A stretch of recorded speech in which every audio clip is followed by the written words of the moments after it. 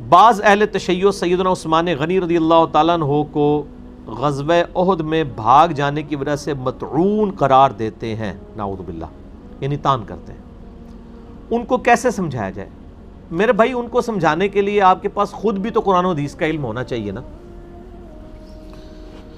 باقی جو اہل تشیع کا مقدمہ ہے سیدنا عثمان غنی رضی اللہ تعالیٰ عنہ کے حوالے سے کہ ان کی شہادت کے اسباب میں بعض ان کے ایسے ڈیسیژن تھے جس کی وجہ سے صحابہ اکرام ان کے خلاف ہوئے، وہ تو بالکل ریالٹی ہے، اس سے کوئی انکار نہیں کر سکتا، وہ بخاری مسلم میں موجود ہے۔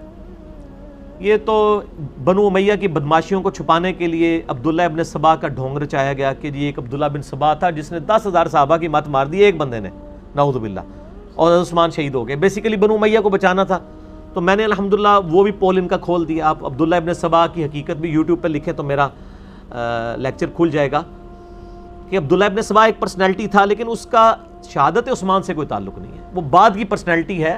مولا علی کے لیے الوہیت کلیم کی، مولا علی نے اسے قتل کروایا تھا، مولا علی نے قتل کروایا تھا اسے، تو اس کو اس کھاتے میں ڈالنا جو ہے وہ بالکل زیادتی ہے۔ آپ یوٹیوب پہ جا کے لکھیں شہادت عثمان کے اسباب، شہادت عثمان کی وجوہات، رپلائی ٹو ڈاکٹر اسرار، میرا کلپ کھل جائے گا، لاکھوں لوگ دیکھ چکے ہیں، آپ کو پتہ چل جائے گا انشاءاللہ۔ باقی میرا جو واقعہ کربلا والا ریسرچ پیپر ہے، عربی میں بھی، اردو میں بھی، ہندی میں بھی، انگلش میں بھی، انشاءاللہ فارسی میں بھی آ جائے گا۔ 200 روایتیں اکثر میں نے بخاری مسلم سے جمع کی ہیں، یہ ان کو دکھا دیں، مفت PDF ڈاؤن لوڈ کر لیں، فری ہم پوری دنیا میں ڈاک بھیجتے ہیں، آپ منگوا بھی سکتے ہیں۔ عثمان بھائی کو کال کریں، فری آپ کے گھر ڈاک آئے گی، +92 کے کوڈ پاکستان کے ساتھ، 032159000162 ان کا کوڈ ہے، یعنی فون نمبر ہے۔ اور یہ واقعہ کربلا کا حقیقی پس منظر 72 صحیح الاسناد احادیث کی روشنی میں آپ یہ ڈاؤن لوڈ بھی کر سکتے ہیں، یہ فری بھی ہارڈ کاپی ہم پورے ملک کے اندر بانٹتے ہیں اس کی۔ 032159000162 نمبر کے اوپر کال کریں عثمان بھائی کو، آپ کے گھر فری آ جائے گی ڈاک انشاءاللہ تعالی۔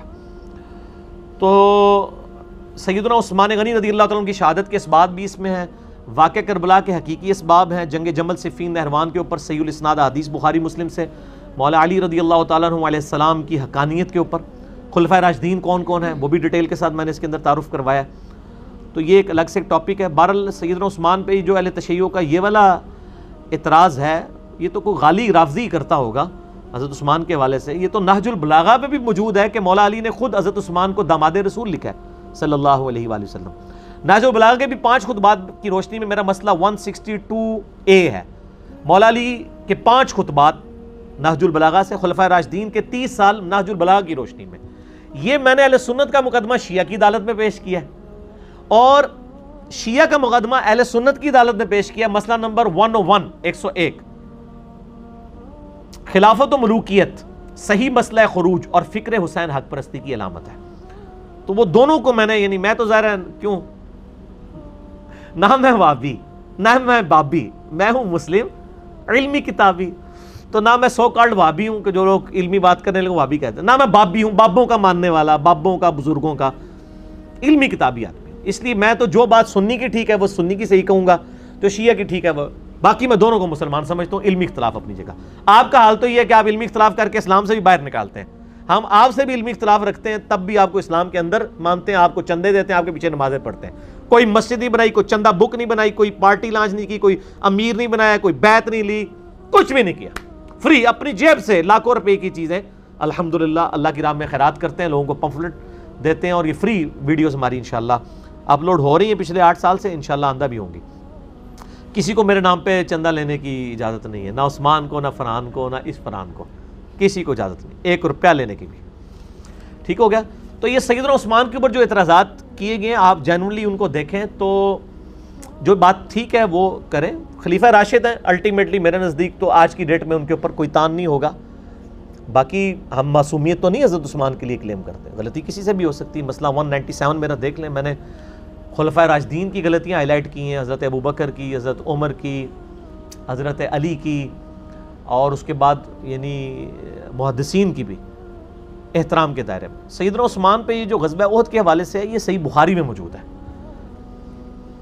آپ صحیح بخاری میں اگر حضرت عثمان کے فضائل والا چیپٹر نکالیں تو آپ کو یہ حدیث مل جائے گی، کئی دفعہ ریپیٹ ہوئی ہے، مختلف اس کے طرق موجود ہیں بخاری میں۔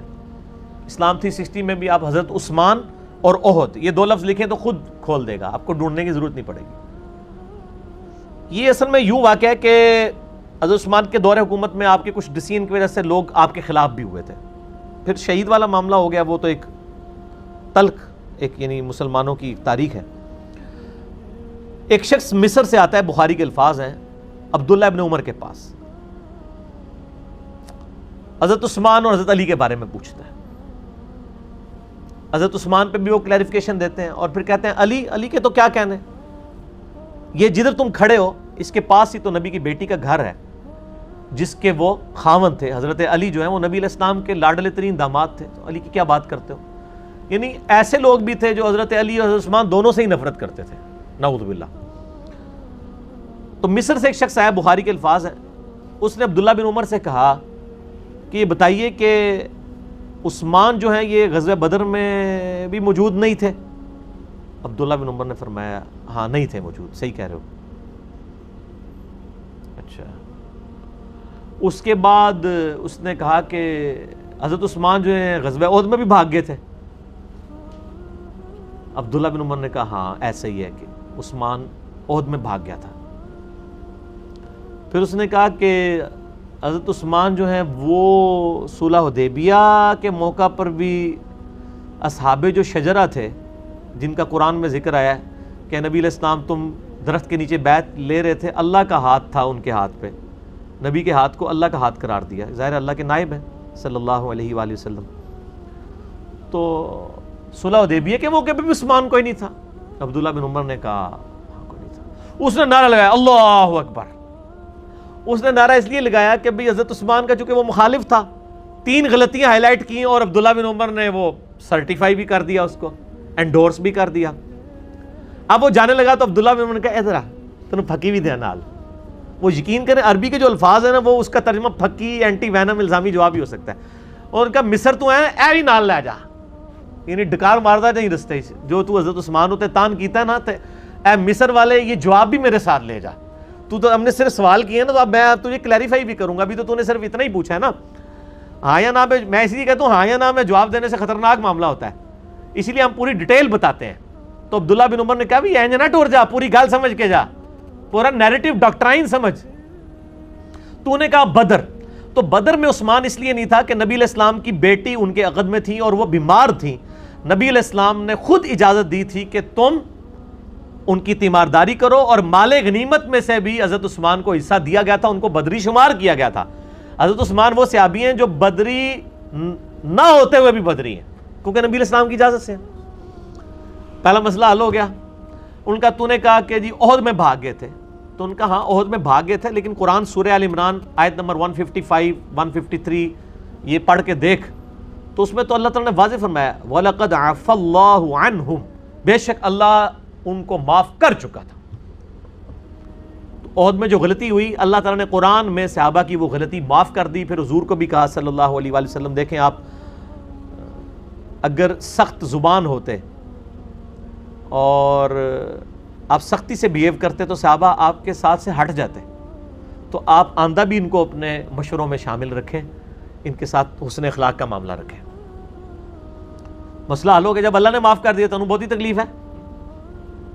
اور کہا رہا صلح حدیبیہ، تو اس موقع پہ تو عثمان سے زیادہ معزز شخص ہی کوئی نہیں تھا۔ عثمان تو نبی علیہ السلام کی طرف سے نائب بنا کر بھیجے گئے تھے، کیونکہ ادھر آل امیہ کی حکومت تھی نا۔ اے نہیں تو انہوں کوئی گل دسے گا کہ ابو بکر، عمر، علی کو کیوں نہیں بھیجا گیا؟ ان میں سے کسی کو بھیجا جاتا تو انہوں وٹ دینا سی انہوں نے، چونکہ ابو سفیان تھا وہ آل امیہ سے تھا، خاندانی سسٹم بڑا سٹرونگ تھا۔ حضرت عثمان بھی آل امیہ میں سے تھے، تو حضرت عثمان سے زیادہ کوئی اپروپریٹ شخص نہیں تھا کہ اس کو بھیجا جاتا، کیونکہ وہ خاندانی لحاظ رکھتے ہوئے حضرت عثمان کو ڈیمیج نہ کرتے، ورنہ وہ ایلچی کو قتل بھی کر سکتے تھے۔ حضرت عثمان کو جب بھیجا گیا تو بخاری میں آتا ہے کہ ان کی شہادت کی افواہ پھیل گئی کہ وہ تو انہوں نے مار دیا ان کو۔ اب نبی صلی اللہ علیہ وآلہ وسلم درخت کے نیچے آئے اور آپ نے بیعت اس کے اوپر لی کہ ہم یہاں سے اس وقت تک نہیں جائیں گے جب تک کہ عثمان کے قتل کا بدلہ نہ لے لیں۔ اس کے اوپر تو بیعت ہوئی تھی اور حضرت عثمان موجود نہیں تھے، تو نبی علیہ السلام نے اپنا مبارک ہاتھ بلند کر کے کہا تھا یہ عثمان کا ہاتھ ہے، میں اس کی بیعت بھی لیتا ہوں۔ اچھا سبحان اللہ، تو آپ نے پڑھی، اس سے یہ بھی بات پتہ چلتی کہ نبی صلی اللہ علیہ وآلہ وسلم عالم الغیب نہیں تھے، ورنہ تو یہ سب کچھ ایکٹنگ ہی ہوتا نا، نعوذ باللہ، کیونکہ اللہ نے آپ کو یہ بات نہیں بتائی تھی. اللہ بتاتا تھا تو غیب کی بات آپ کو پتہ چلتی تھی، ورنہ تو نعوذ باللہ آپ ایکٹنگ کر رہے تھے کہ آپ کو پتہ بھی تھا کہ جو ہے وہ عثمان زندہ اور پھر بھی بیعت لے رہے ہیں، اور خام خواہ لوگوں کو یہ نہیں پتہ تھا. تو ہم یہاں سے نہیں ہٹیں گے. تو نبی علیہ السلام نے اپنے ہاتھ کو عثمان کا ہاتھ قرار دیا. عثمان سے زیادہ معزز شخص ہی کوئی نہیں تھا صلح حدیبیہ کے دن. پھر وہ خیر آ بھی گئے تو پتہ چل گیا کہ ان کو شہید نہیں کیا، وہ افواہ ہی تھی. تو یہ تینوں جواب اس مصری کو دیے اور کہا کہ جب مصر جائے گا نا تو یہ بھی ساتھ لے جائیں. وہ عبداللہ بن عمر نے ایسے جواب دیے وہ آج تک بخاری شریف میں محفوظ ہیں. اب کوئی حضرت عثمان کے اوپر ان معاملات میں تان کرتا ہے نا تو اسی بھی ہوتی لا کے ہاتھ پڑا چڑھنے پگڑی ہوتی. ٹھیک ہو گیا کہ بھائی یہ تان نہ کرو. ٹھیک ہو گیا جی. اور کہہ دو نہ میں وہابی نہ میں بابی، میں ہوں مسلم علمی کتابی. تو نہ تو ہم ناسبی ہیں اور نہ رافضی ہیں، ہم الحمدللہ دونوں ایکسٹریم سے بچے ہوئے ہیں اللہ کے فضل سے الحمدللہ. ہائے ہائے ہائے، دردناک حدیث ہے جی. صحیح بخاری میں انٹرنیشنل نمبر کے مطابق 695 نمبر حدیث ہے. سیدنا عثمان بن عفان رضی اللہ تعالیٰ عنہ علیہ السلام کو باغیوں نے محصور کر دیا اپنے گھر تک اور مسجد پہ قبضہ کر لیا. انہوں نے مسجد میں نمازیں وہی پڑھاتے تھے. صحابہ کرام علیہم رضوان حاضر خدمت ہوئے اور کہا کہ ہمارے امام تو آپ ہیں. امام سے مراد حکمران، لیڈر، حاکم وقت، اور مسجد پہ فتنے کے امام کا قبضہ ہے. کیا ہم نماز ان کے پیچھے پڑھیں جنہوں نے مسجد پہ قبضہ کر لیا اور آپ کو بھی مسجد جانے سے روک دیا؟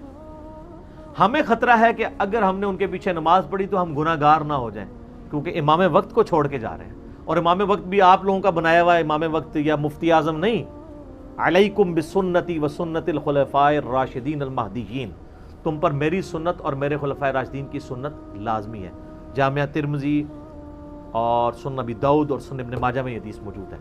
اور ترمذی اور ابو داؤد میں واضح موجود ہے، نبی علیہ السلام نے فرمایا کہ میرے بعد خلافت 30 سال تک رہے گی. پھر حضرت سفینہ کہتے ہیں رضی اللہ تعالیٰ عنہ علیہ السلام، ترمذی ابو داؤد کے الفاظ ہیں، اپنے شاگرد سے کہتے ہیں یہ سفینہ مولا رسول اللہ ہیں، نبی علیہ السلام کے ذات کردہ غلام.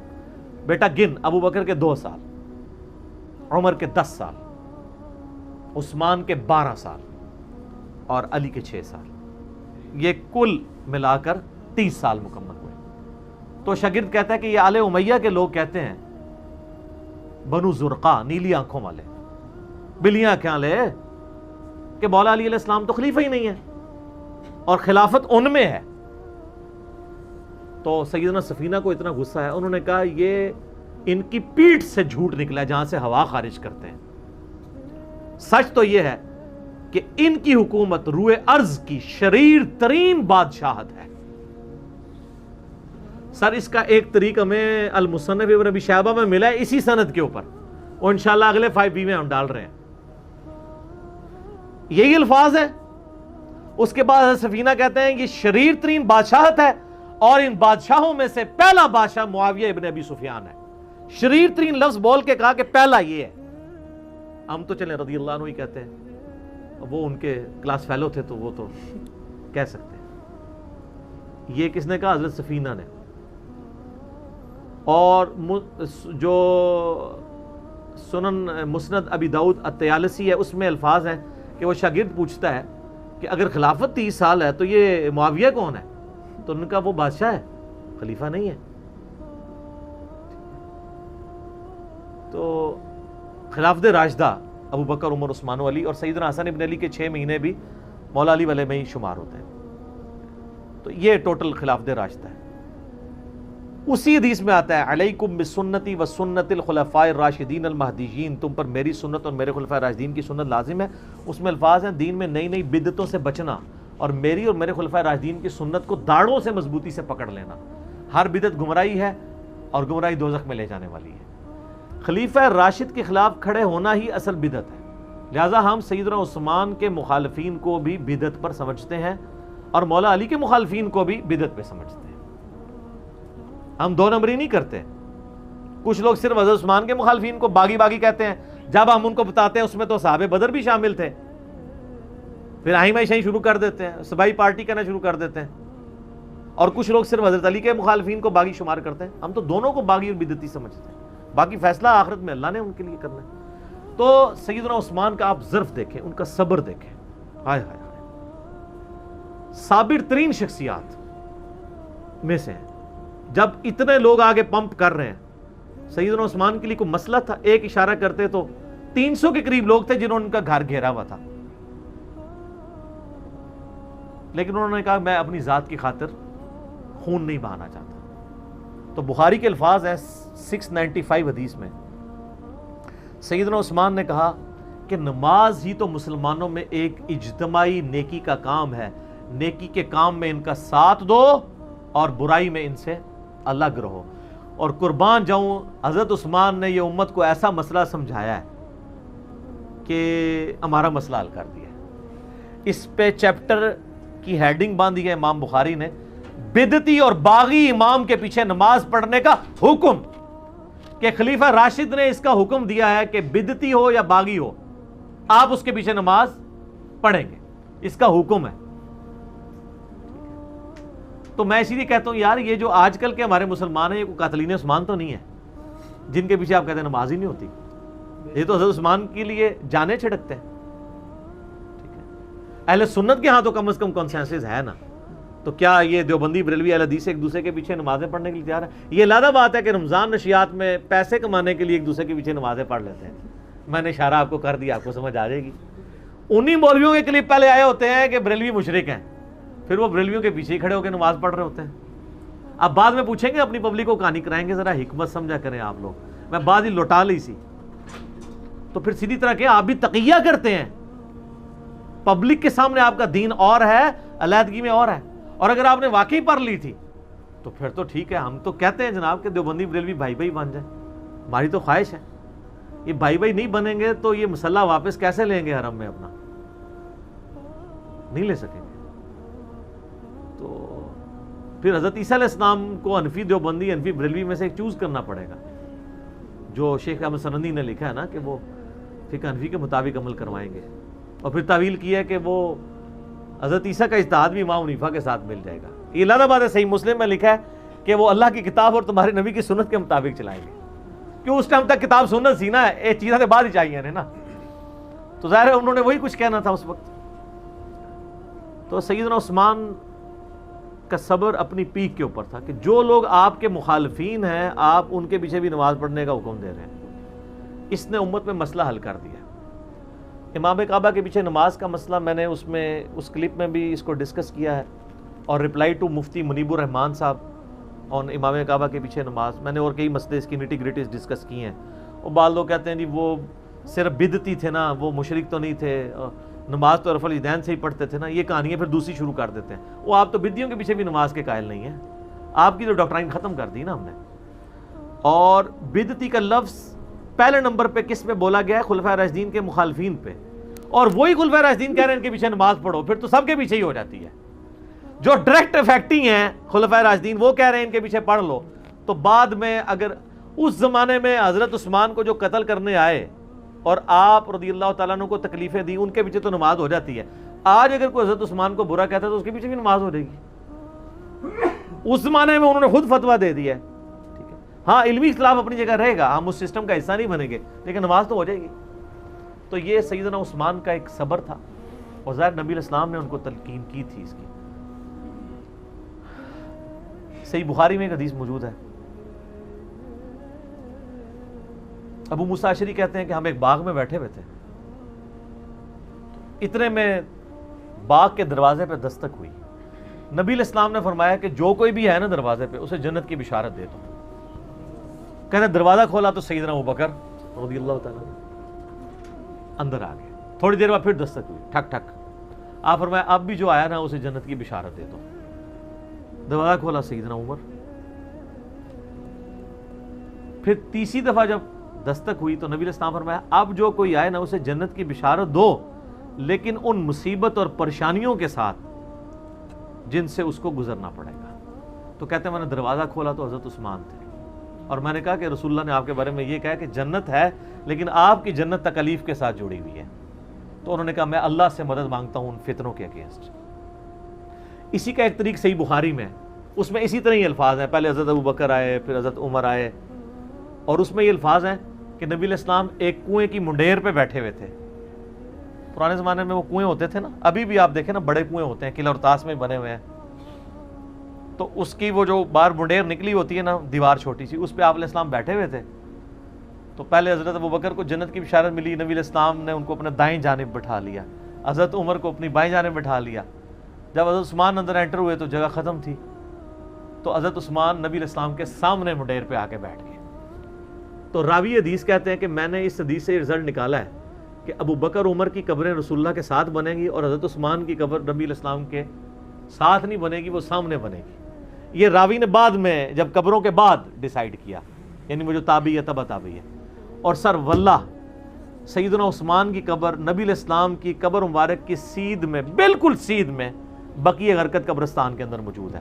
اور چاند ایک قبریں جو باقی ہیں نا اس وقت اپنی صحیح فارم کے اندر سنت کے مطابق ہی ہے، یعنی وہ بہت اونچی نہیں ہے، ارد گرد وہ پتھروں کی یعنی فصیل بنی ہوئی ہے چھوٹی سی، وہ ایک بالش جو اجازت ہے صحیح بخاری میں اونٹ کی کوہان جتنی، اور بالکل ڈومیننٹ جگہ کے اوپر ہے، وہ سامنے وہ ارد گرد اس کے کوئی اور قبر بھی نہیں ہے، ڈومیننٹ جگہ پہ.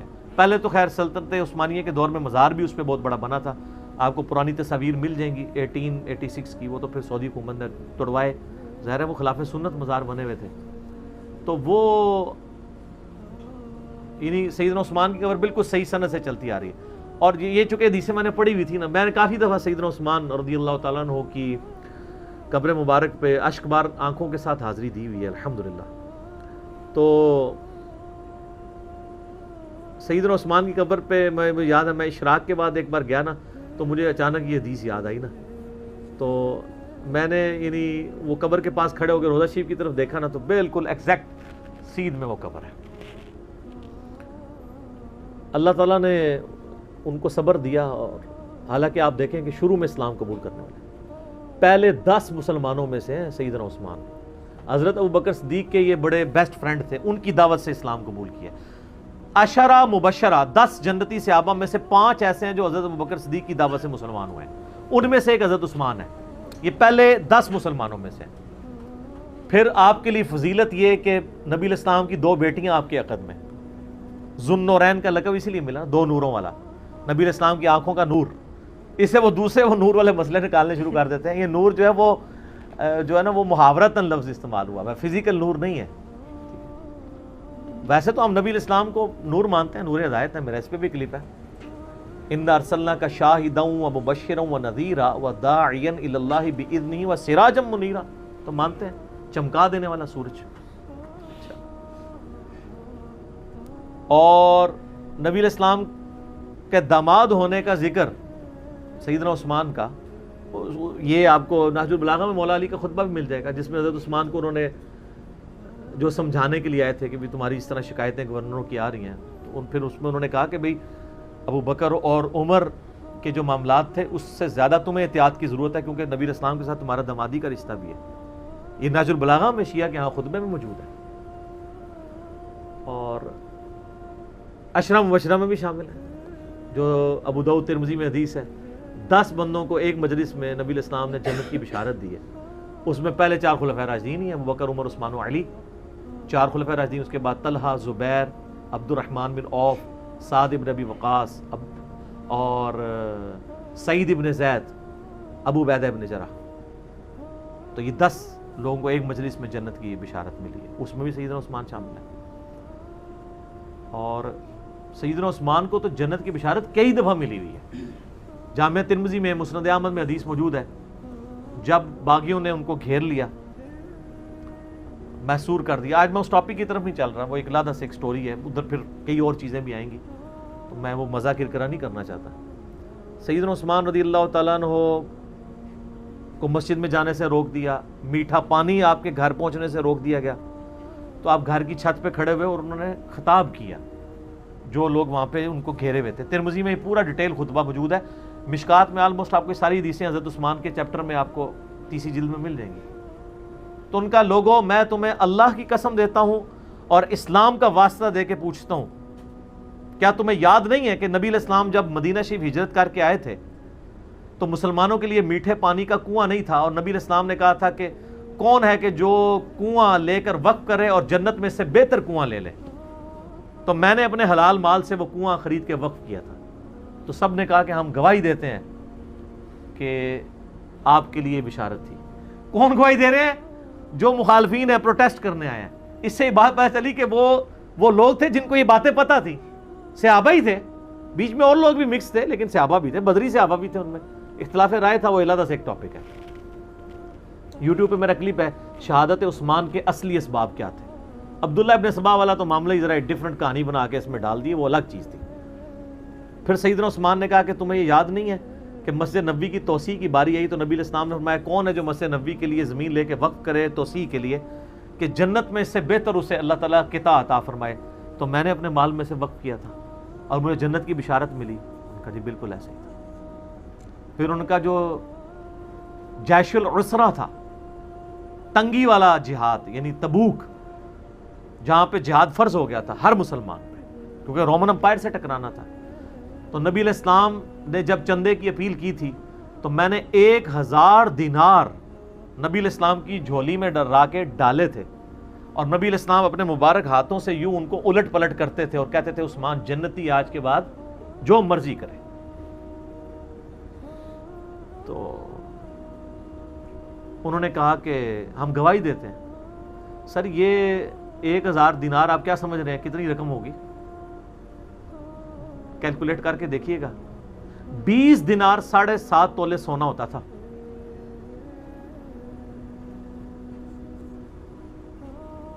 تو 7.5 تولے کو 50 سے ضرب دیں،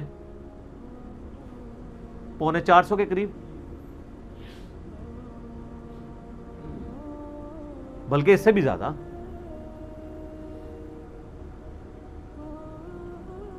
پچاس کو ضرب دیں جی 7 سے، 700,350 اور اوپر والا بھی کر لیں، یعنی تقریباً 400 قریب، 350 زیادہ بن جائے گا نا، 7.5 ہے نا، 450 قریب سمجھ لیں، 450 تولہ سونا۔ اور آج کل کیا ریٹ چل رہا ہے؟ 70,000 ہے، 70 سے زیادہ۔ ہاں، تو یہ 2.5 کروڑ سے زیادہ رقم بنتی ہے آج کی، اگر 70 لگائیں گے تو جا کے گھر حساب کر لیجئے گا۔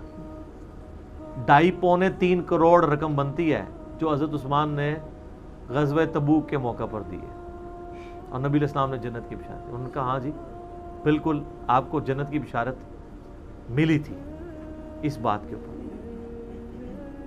تو انہوں نے کہا تم مجھے نہ، اب یہ یعنی بشارتیں گنواتے جا رہے تھے، اور حضرت عثمان کہہ رہے تھے دیکھو مسجد میں نے وقف کی، مجھے مسجد میں نماز نہیں پڑھنے دے رہے ہو، کنواں میں نے لے کے دیا اور مجھے میٹھا پانی نہیں، مجھے کڑوا پانی پینا پڑتا ہے، مجھے تم پانی تک نہیں جانے دے رہے ہو، اور تم مان بھی رہے ہو ان چیزوں میں مجھے جنت کی بشارت ملی ہوئی ہے۔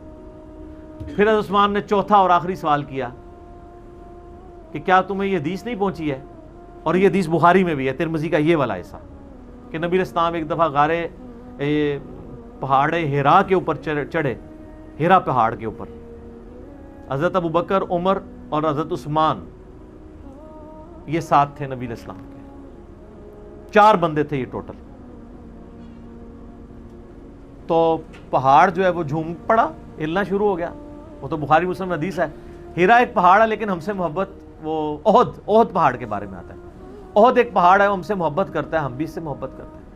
بعض روایتوں میں احد کا ذکر ہے، بعض میں ہیرا کا ذکر ہے۔ بال الٹیمیٹلی یہ ہے کہ نبی علیہ السلام نے فرمایا کہ اے پہاڑ تھم جا، اس وقت تجھ پہ 1 نبی، 1 صدیق اور 2 شہید ہیں۔ 2 شہید کون؟ حضرت عمر اور عثمان۔ جو مسلم کی حدیث ہے اس میں یہ ہے کہ حضرت علی بھی تھے، طلحہ بھی تھے، زبیر بھی تھے۔ تو نبی علیہ السلام نے فرمایا کہ اس وقت تجھ پر انبیاء، شہداء اور صدیق کے علاوہ کوئی نہیں ہے۔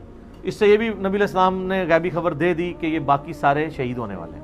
حضرت طلحہ بھی شہید ہوئے ہیں جنگ جمل میں، حضرت زبیر بھی، اور مولا علی بھی، اور سیدنا عثمان بھی۔ تو انہوں نے کہا ہاں آپ کو شہید ہونے کی خبر دی تھی۔ تو انہوں نے کہا اللہ کی قسم، رب کعبہ کی قسم میں کامیاب ہو گیا، میں نے تم سے یہی منوانا تھا کہ نبی علیہ السلام نے مجھے شہید کہا ہوا ہے، میں شہید ہوں۔ لیکن خیر ترمذی میں تو ادھر ہی ہے، باقی آپ تاریخی روایتیں پڑھیں گے اور باقی کتابیں دیکھیں گے، اس میں آپ کو ملے گا کہ وہ کہتے ہیں کہ حضرت یہ باتیں ساری صحیح ہیں لیکن اب آپ بدل چکے ہیں۔ نہیں وہ جس طرح ہمیں بھی کہتے ہیں کہ حضرت باتیں تو آپ کی ٹھیک ہیں لیکن کے بعد پھر اس طرح کی باتیں شروع ہو جاتی ہیں. تو یعنی بدقسمتی جب کسی پہ چھائی ہو. ورنہ دیکھیں ایک شخص جس کی 82 سال عمر ہے اور اس کی زندگی پوری قربانیوں سے تعبیر بھری پڑی ہوئی ہے, کہیں بشری تقاضے کے تحت کوئی مسئلہ مس ہینڈل تو اس سے ضرور ہو سکتا ہے, لیکن آپ اس کی نیت کے اوپر یا اوورال پوری زندگی کو تو زیرو سے ملٹیپلائی نہیں کر سکتے. یہی وجہ ہے کہ جو ایران والوں نے فلم بنائی ہے مختار سقفی پہ, اس میں بھی جو حضرت معاویہ رضی اللہ تعالیٰ عنہ اور شیعان علی کا اختلاف دکھایا وہ اسی بات پہ کہ آپ نے خلفاء کے طریقے کو چھوڑ دیا اور اس میں وہ تینوں خلفاء کو رسپیکٹ دیتے ہیں. پھر حضرت علی علیہ السلام کی زندگی کے آخری 10 سال پہ ایک فلم ہے 22 قسطوں پہ, امام علی علیہ السلام, اس میں انہوں نے حضرت عثمان کا بھی, چونکہ ان 10 میں سے سمجھ لیں 4-5 سال تو حضرت عثمان کے بھی خلافت کے, حضرت عثمان کا بھی انہوں نے بڑا پازیٹیو کریکٹر دکھایا ہے اور یہ بتایا کہ اصل کلپرٹ جو ہے وہ مروان بن حکم تھا. حضرت علی حضرت عثمان کو سمجھاتے تھے تو پھر وہ اپنے فیصلوں کو بھی ریورٹ کرتے تھے, یعنی ان کی نیت میں تھی. لیکن ظاہر ہے کہ وہ ایک حضرت عمر والی مینیجریل سکل نہیں تھی. 72 ایئرز کی عمر میں چونکہ خلیفہ بنائے گئے تھے, ایک ایجنٹ تھے, تو بہرحال 82-83 ایئرز ایج ہے اور ایک شخص نے پوری زندگی یعنی اسلام قبول کیا, تو ان کا چچا ان کو مارا کرتا تھا, ٹھیک ہے, اتنی تکلیفیں کاٹی ہیں, سابقون الاولون میں سے ہیں, تو آخری وقت میں آ کے کیوں انہوں نے ایسا کرنا تھا کہ وہ نفس کے ہاتھوں مغلوب ہو جاتے ہیں, جن کی پوری زندگی اسلام کی خدمات پہ تھی اور نبی علیہ السلام نے کئی مواقع پہ انہیں جنت کی بشارت بھی دی ہوئی. بال انہوں نے اپنے سیلف ڈیفenس میں کچھ بھی نہیں کیا, ورنہ 300 بندے کو ہٹانا کوئی مسئلہ نہیں تھا, لیکن وہ چاہتے تھے مدینہ تو رسول میں میری وجہ سے خون نہ بہے. تو خلافت و ملوکیت میں مولانا مودودی نے یہی بات لکھی ہے کہ خلافت و ملوکیت کا فرق یہی ہے کہ حضرت عثمان چونکہ خلیفہ راشد تھے, انہوں نے اپنے خلاف پروٹیسٹ کی اجازت دی ہے, کسی سے زبردستی تلوار کے زور پہ مسئلہ نہیں کیا. اور دوسری طرف امیر شام کے بارے میں کہ وہ تلوار کی نوک پہ انہوں نے اپنے بیٹے کے حق میں لوگوں کی بیعت کروائی. حضرت علی کی تو تلوار اٹھانا مجبوراً تھی نا, کیونکہ وہ حضرت علی کی ریٹ آف دی گورنمنٹ کو تلوار لے کے انہوں نے جتھا بنا کے چیلنج کیا تھا, وہ تو معاملہ ایک ڈیفرنٹ تھا, اور اس کی پریڈکشنز بھی تھی, نبی علیہ السلام حضرت علی کے ساتھ کھڑے تھے. تو سیدنا عثمان رضی اللہ تعالیٰ نے اپنے لیے خون نہیں بہایا, قربانی دی. ترمذی میں حدیث موجود ہے, حضرت عثمان کہتے ہیں کہ مجھ سے نبی علیہ السلام نے ایک عہد لیا تھا, میں اس عہد پہ قائم ہوں کہ میں نے صبر کرنا ہے. اور ترمذی میں یہ ہے کہ نبی علیہ السلام فرمایا, عثمان اللہ تعالیٰ تجھے ایک قمیض پہنائے گا, کچھ لوگ اتارنے کی کوشش کریں گے, تم نے قمیض نہیں اتارنی یہاں تک کہ مجھے آ کے ملنا, یعنی مر کے میرے پاس پہنچاؤ گے. تو یعنی وہ صبر بھی کرتے رہے, خلافت سے الگ بھی نہیں ہوئے, لیکن صبر بھی کیا. پھر ان تکلیف سے آپ کو ظاہر ہے ایک پوری داستان ہے گزرنا پڑا. پھر ترمذی میں ایک حدیث موجود ہے کہ نبی علیہ السلام نے فرمایا کہ فتنوں کا دور ہوگا, اس فتنے کے دور میں یہ شخص ہدایت پہ ہوگا جو سامنے جا رہا ہے. تو وہ صحابی کہتے ہیں کہ وہ جو شخص جا رہا تھا اس نے اپنے سر پہ چادر اوڑھی ہوئی تھی, تو مجھے وہ نظر نہیں آیا کون ہے, تو میں آگے جا کے چادر ہٹا کے دیکھا تو حضرت عثمان تھے. تو پھر میں نے حضرت عثمان کا چہرہ نبی علیہ السلام کی طرف کر کے کہا, یا رسول اللہ اسی شخص کے بارے میں آپ کہہ رہے ہیں؟ انہوں نے پورا وہم کڈیا کہ حضرت حضور نو پلیکھا لگ گیا ہوئے. تو انہوں نے ان کا چہرہ بھی نبی علیہ السلام کی طرف کر کے کہا, آپ فرمایا ہاں. تو اسی وجہ سے ہم ان کو خلیفہ راشد مانتے ہیں, اور ان کی بے احترامی کسی طریقے سے بھی ایکسیپٹیبل نہیں ہے.